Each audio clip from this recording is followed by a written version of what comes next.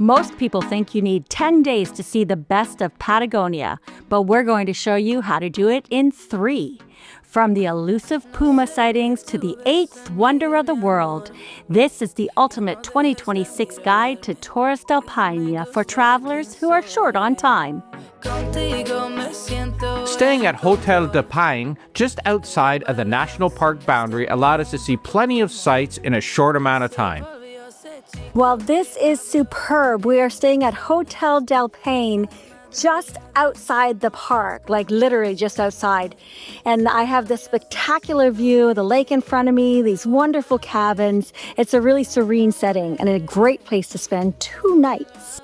Hotel del Paine is just 3 kilometers from the national park, and you can book half board that includes buffet breakfast and dinner. They have a great wine list, quiet seating areas, board games, and well-appointed cabins with views of Pine Massif. You can book excursions from the hotel, but many organized tours also stayed here, including our Exodus Travels group.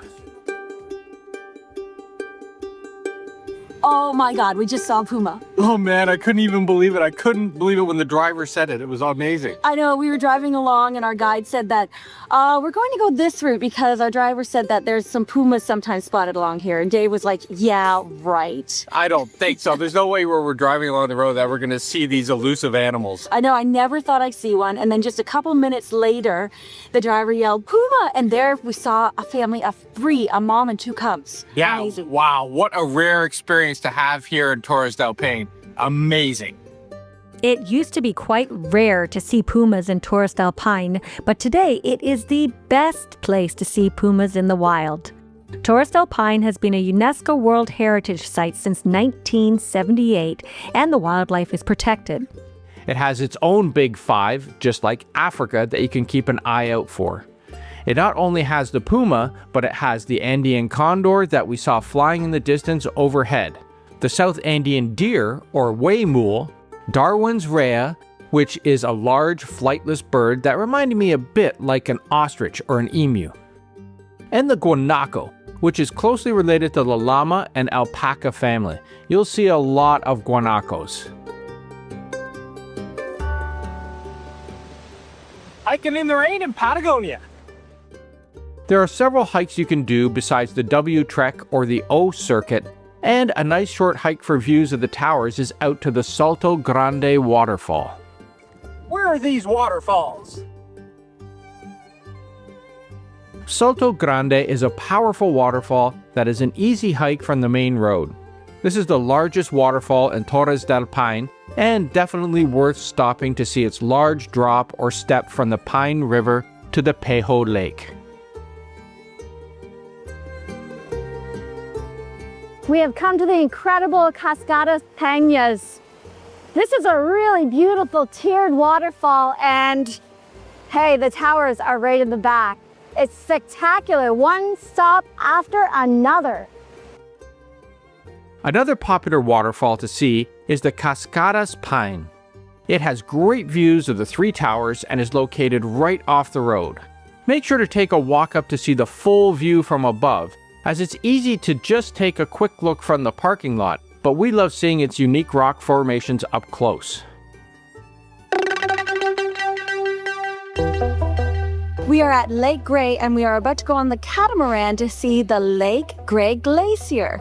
This is what National Geographic called one of the 8th wonders of the world. Check out that view. The Lake Gray tour begins at Hotel Lago Gray. We didn't stay here, but it is a beautiful hotel with views of the lake and glacier. The trip begins with a short hike out to the catamaran, where you'll depart for a 3-hour tour of the glacier. This tour is not to be missed when visiting Torres del Paine. So to get out to the catamaran on Gray Glacier, it's about a 20-minute walk, I think. Walk along a trail, then we walk along the beach. Once on board, you are free to choose whichever seat you like.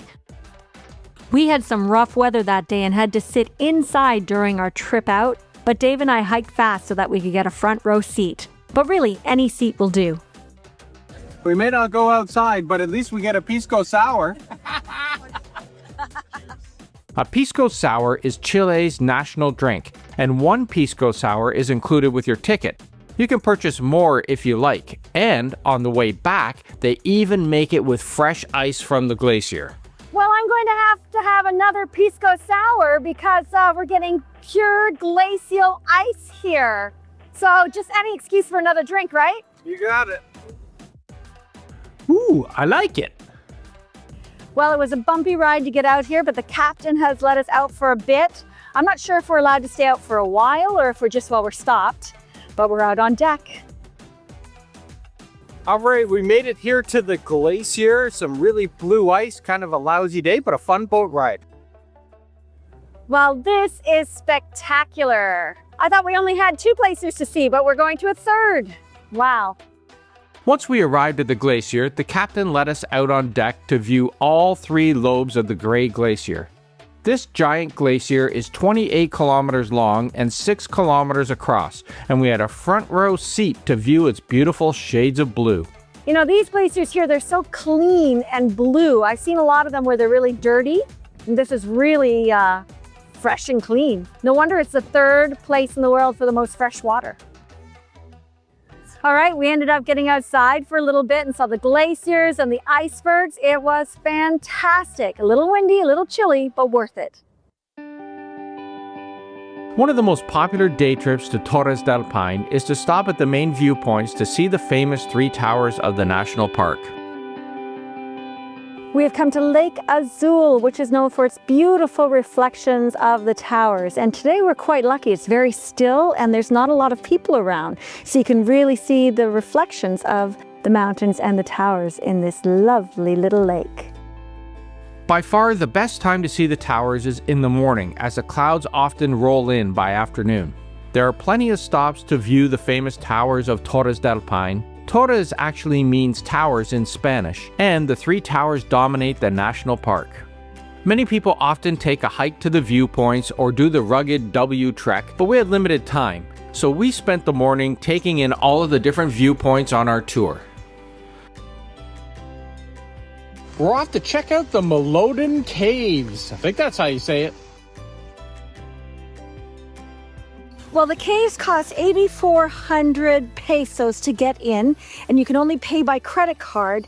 And they do give a 2,000, for 2 of us, it was a 2,000 peso credit card fee. So I think that's why it's pay by credit card only. Huh. The Milodon Cave is a historical monument of Chile and is worth stopping to see on your way back to Puerto Natales. It's big cave. The trail takes you into a huge cavern that is 30 meters high and 200 meters deep. A large prehistoric animal greets you when you enter, and that is because this cave is more than 10,000 years old. It's kind of cool to see this big open space. It is cool to come inside and walk around the cave. There's a whole path that takes you around this massive dwelling. You can follow the path inside to see what it was like thousands of years ago as prehistoric people used it as protection from the elements. A trip to Patagonia is truly one for the bucket list. To truly appreciate Torres del Paine, we recommend a week to 10 days. But if you're doing a grand tour of Chile like we did and only have a few days, you can easily see the highlights of the national park in 3 days. And that was our tour of Torres del Paine in Chile's Patagonia. If you enjoyed our video, make sure to subscribe to our channel and click on that bell for notifications because you're going to want to see where we go next.